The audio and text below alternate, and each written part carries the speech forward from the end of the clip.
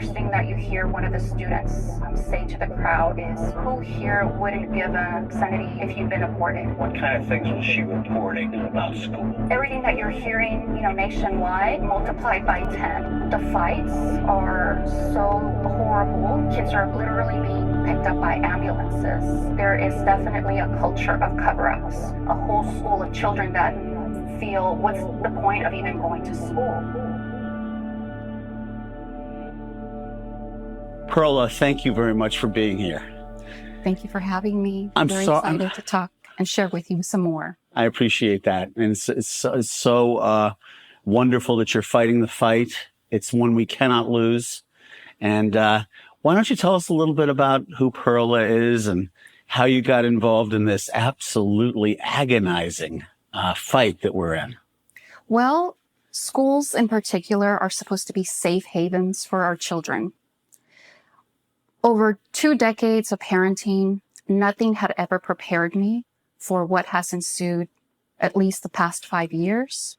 I was a teacher here in Texas at Leander Independent School District, and my 3 kiddos, joined me there. I was teaching at the same high school as my oldest daughter, and we were a retired military family. So in 2017, my husband retired after 22 years of service. And I met him while we were both serving in the United States Air Force, and just no regrets. What a beautiful life that we had. And at the same time, looking back, I feel that we were living in our secure little military bubble. I decided to take my education further and earned 3 master's degrees in education. One of them is in Spanish literature. And I just wanted nothing more than to continue working with children. I also served as a library technician for the Department of Defense libraries.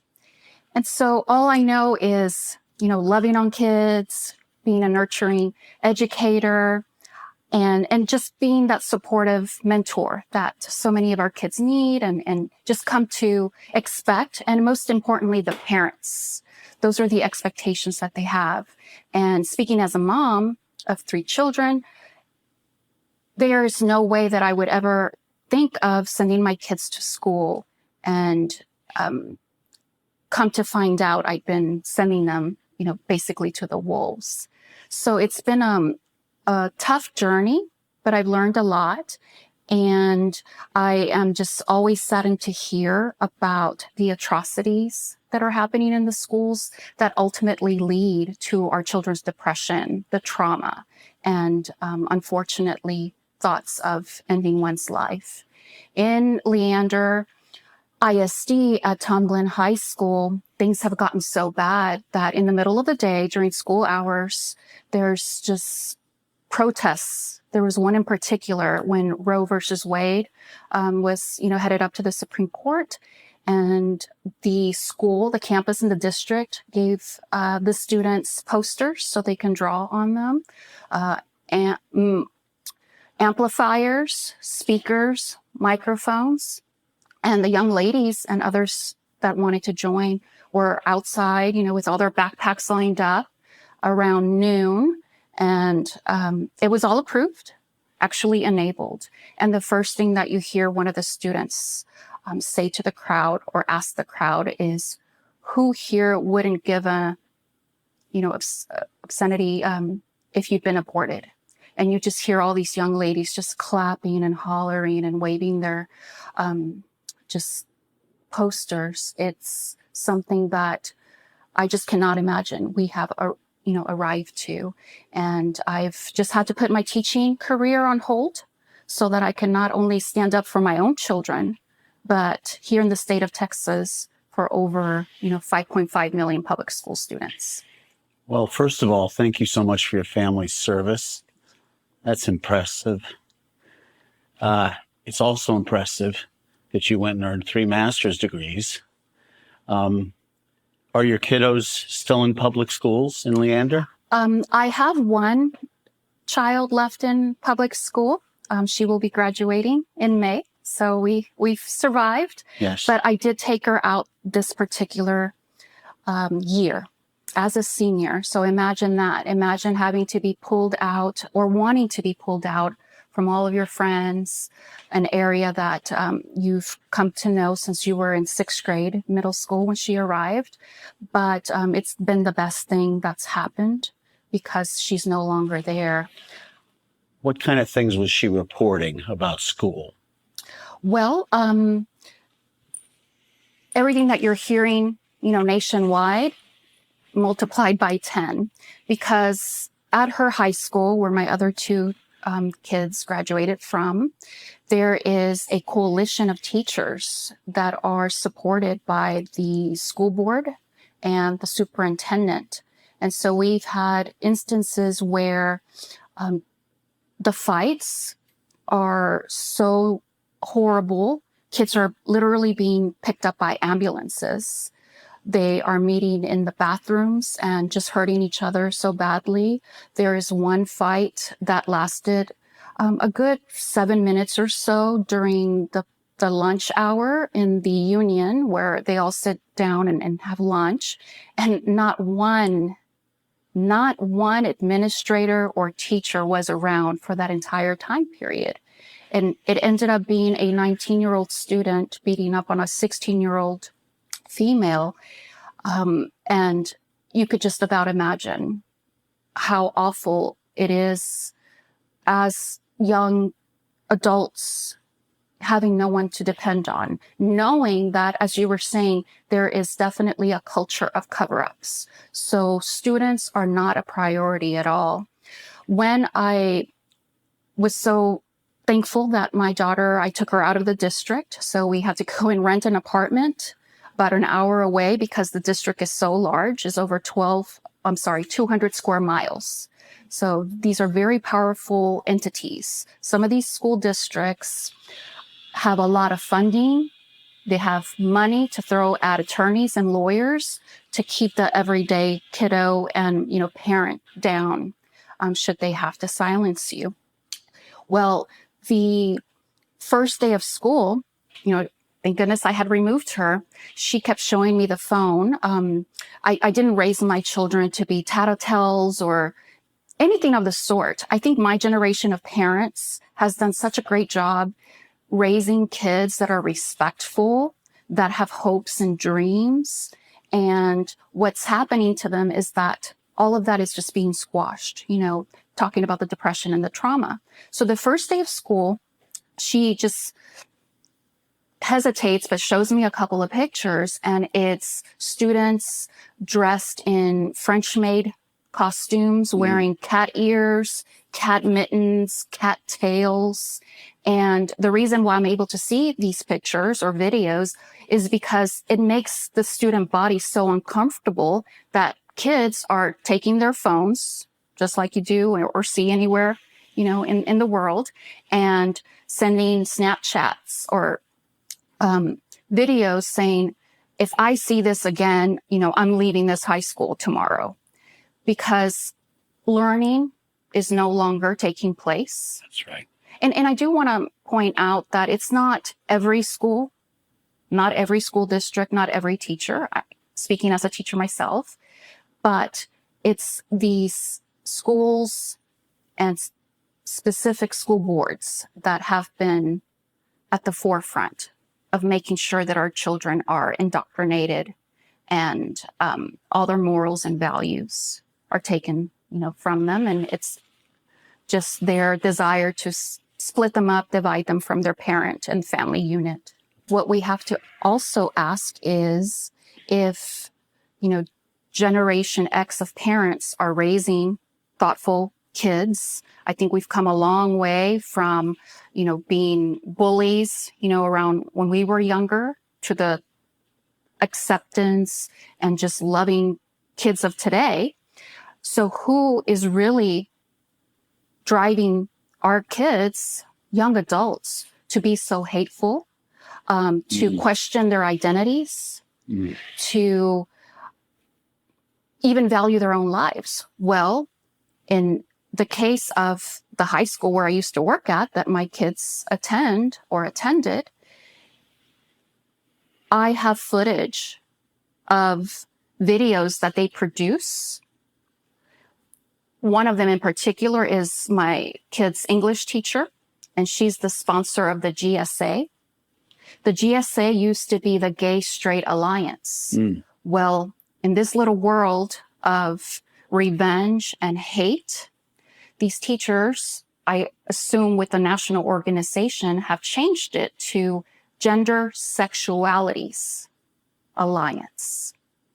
And they make students, peers, explain to the entire campus what it means to be pansexual, what it means to be transgender. And I take a hold of all of these materials, whether they're being given to me by students that are too afraid, but are outcrying, or parents, they don't know where to send this footage, or a lot of it is public information. So every day, you have announcements, and in today's technology world, these announcements are just like you and I are sitting, with cameras around, broadcasted every day at 10 in the morning when everybody's supposed to be in school. And you can hear that GSA sponsor, that English teacher, prompting the kids, asking them, what are some stereotypes about transgender students? What does the GSA club mean to you? And just these questions that are designed to, you as a teacher, remove yourself from the one being the instructor, but now you're, creating this environment where kids have no choice but to sit there and listen, or no work is being done. So you end up with a whole school of children that feel, what's the point of even going to school? That's one example. We have fourth grade teachers that are also on video. They feel free to create TikTok videos. One of them is a fourth grade teacher, and she puts out that she's giving tips on how to be or develop a welcoming classroom for your students. And she proudly says that you need to share your pronouns with your kids in fourth grade so that you can open those lines of communication. You need to wear, pride pins and have the flags up. And this particular teacher, I thought she was a parent. Back in 2019, when I first started speaking at school boards for my own kids, I remember her being there, and she was handing out pride flags. Well, I thought she was a parent. And at that time, I didn't know what was brewing or what was about to happen, because we also had a different superintendent at the time. The one that we currently have came a few months later. But I remember when she went to hand me the flag as I was entering the school board conference area, yes, I politely denied it. I was there to talk about the Texas Education Agency and how to submit claims and, escalate if there were issues or grievances not being addressed at the local level. And, I felt bad, but I kept and I went to my seat.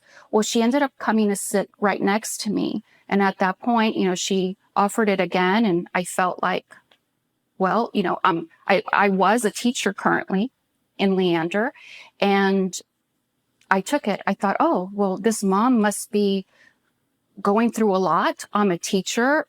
Teachers, we have an educator's code. We are not to discriminate against any student. We are not to put our hands on them. We are not to disrespect them. I've always, cultivated a respectful learning environment and a fun one.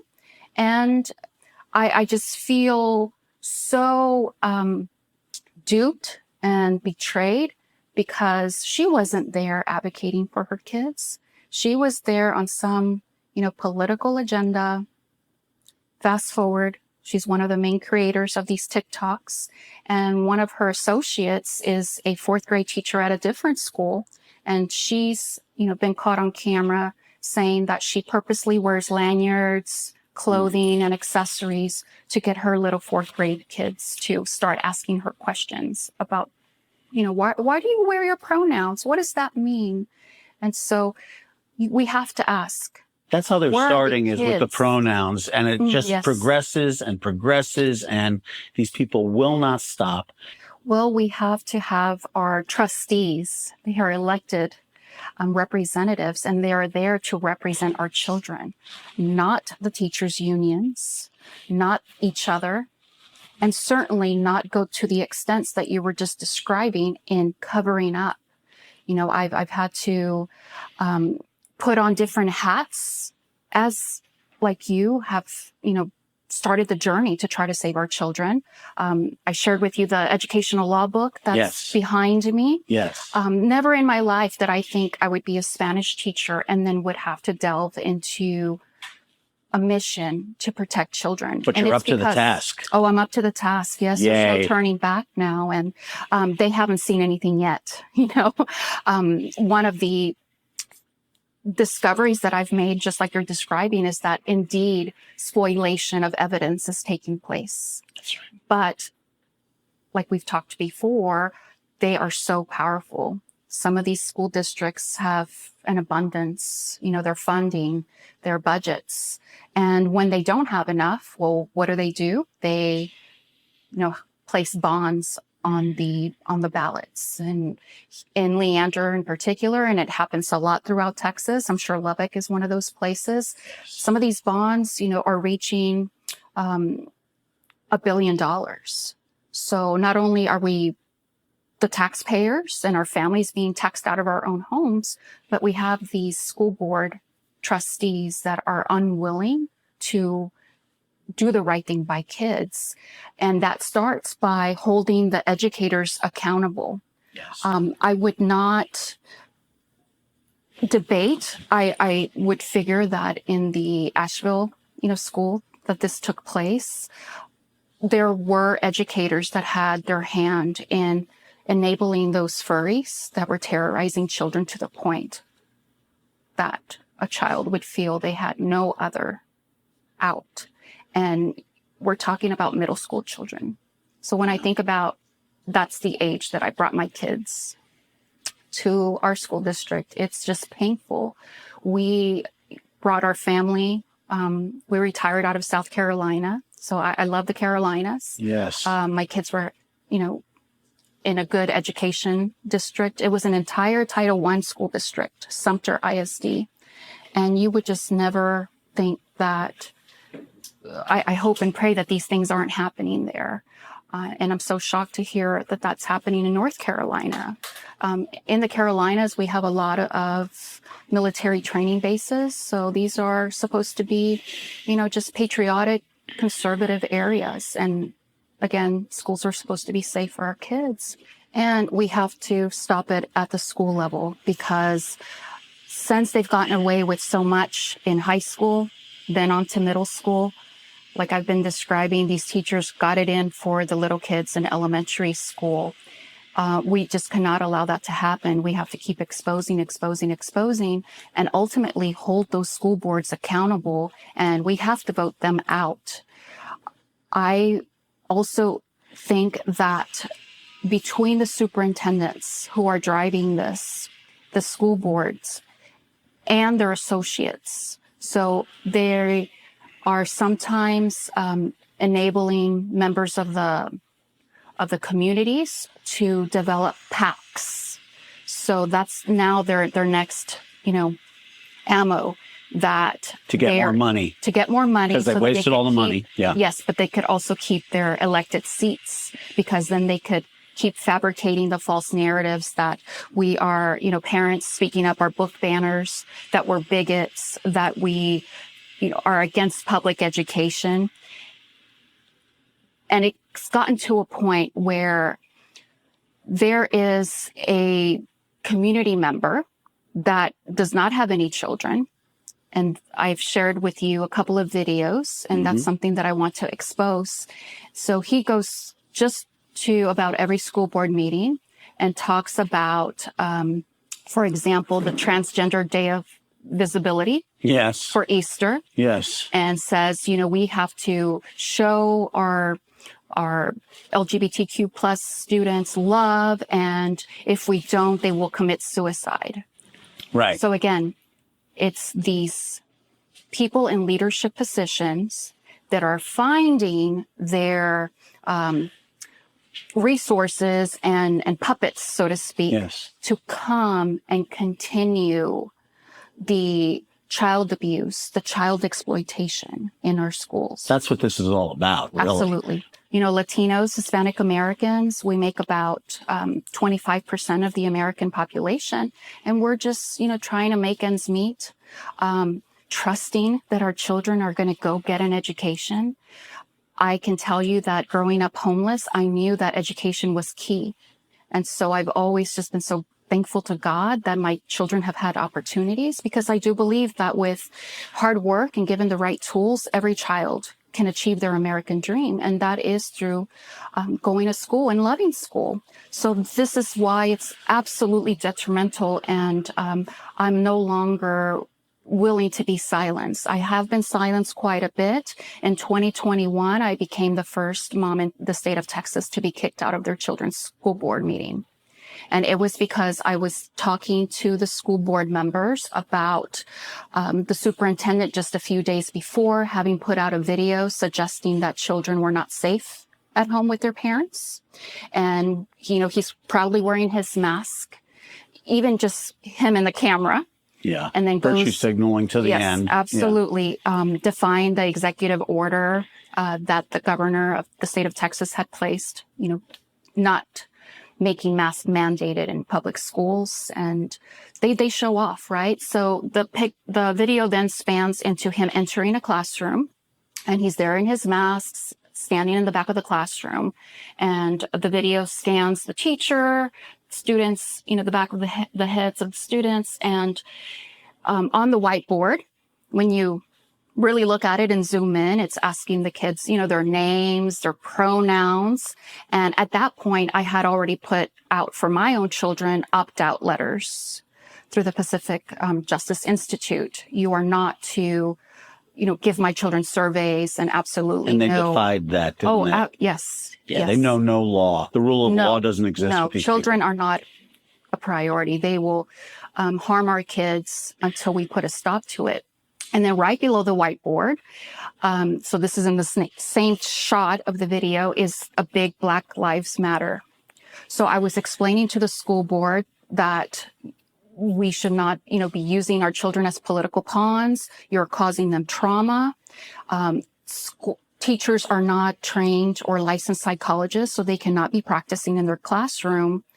And yes, the buzzard rang, but I was in such an emotional state that I just kept speaking, because at this point, they were changing all the rules. They had now stuck us all in a corner so that you couldn't see all the audience, you know, holding up posters asking the school board members to resign.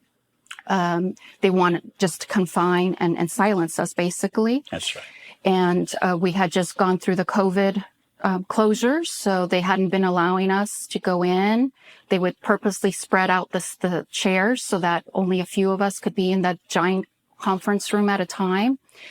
And they did not kick me out when the board president called a recess and they all walked out. It wasn't until I took about 4 steps and faced the audience, and I started saying the words, I don't have I don't have a legal background. And then all of a sudden the SRO, the resource officer, came at me. And he called the police over. I looked and I asked the police, you know, please don't put your hands on me. But the SRO sure did. And they told me I had to leave. So it's those things, especially being a military veteran, that has caused, you know, a lot of just pain and suffering, but it has made me stronger. And so at some point, when the grievances weren't working either, the superintendent was hiring the top law firms. You might hear about those, Walsh and Gallegos. To me, it would be unrealistic to think that we can make a change, you know, within 4 years from now. And I don't think that we should, you know, let them crash and burn, because as with most tragedies around the world, it's the children that are the victims. Yes. So we have to eradicate those groomers, those superintendents that it's documented. They are running on an agenda. Why can't we just get rid of them? I can tell you that the reason why I've never been arrested, most likely, or sued, because I've paid attorneys. There's been times where I can't do this alone, and I have a lot of support, of course. Moms for America has been great, and all our parent groups, our senators and our state representatives that are willing to back up our children. But I feel that it's so documented who these people are, how they have violated their educator, licenses. That it just simply cannot continue. Speaking of the hate, we had one school counselor at one of the middle schools after a school board meeting call all Catholics bigots. The book banners, especially the Catholics. Yeah. So we can't let things crash and burn, because this is a literal push to bring Satan into the lives of children, of our young people. It's a push to dumb everyone down. It's a push to, evolve us into Marxism and communist rule. So we can't just dismantle it all, because here in Texas, overall, there's over 7 million children. So where are they going to go? Where is the single mom that has no choice, that can't drive a long distance, maybe doesn't even have a car? She's going to only be relying on that public school. She's only going to have that option. I also feel that the state of Texas has not done a good enough job. The reason why we could not pass the ESAs, HB 100, this past session, is because there's no trust. I don't know of any parent or any educator personally that had a seat at the table. Let's discuss what is a good measurement, what is a good option. I myself, went to the House Public Education Committee with the state representatives, the senators, brought information from Dr. Parker in the state of South Carolina, where ESAs, have been moving along, brought them information, maybe what not to do when it comes to Arizona. I brought them information from Florida, but there's no one there that will actually maybe look at what you're saying or provide you that audience and that input that is needed. So we just, at the same time, need more teachers serving as senators and state representatives.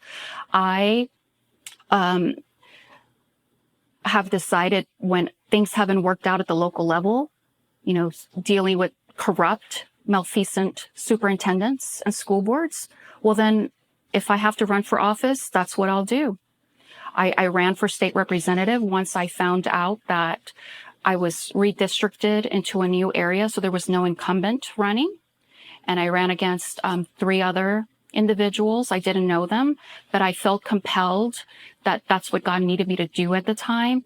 And I feel that it was my mission to have them understand my children's story and why I was, their opponent, essentially. And that indeed happened. I developed a good relationship with all of them. And a few months later, I didn't know this at the time, but we also, my family's, dwelling where we live, got redistricted out of the State Board of Education District 10 into District 5. District 5 is led by a State Board of Education member who is a Democrat, and she is a professor at Texas State University. I hear that one of the courses she teaches is transgender cinema. And she also has 3 books that she's authored for sale on Amazon, and they have to do with all of, the. So that's no accident. You were redistricted out of the place you were trying to change. And the gentleman that my family and I voted to be that Democrat's opponent, he passed away shortly after the primary from a heart attack. Huh. So the Republican Party of Texas had to have a special election, and I went up against 3 other gentlemen. By now, everyone had come to know me as an education leader, and I was the one elected as the GOP nominee for the State Board of Education in 2022. But that happened on August 6th, and the election was very, first few days of November. So my campaign was only 3 months long. But nonetheless, I was able to, with the help of everyone else, garner over 237,000 votes for that That's seat. strong support. Yes. What great validation for you. Absolutely. And it's just opened the doors even further. So, well, let's look forward to the bright, shining day when we can save our children by removing all these dreadful people. Yes. And give them a proper education where they can start preparing for life as adults by learning how to read, write, and do math and science. Yes. Perla Hopkins, thank you so much for being here and spending some time with us.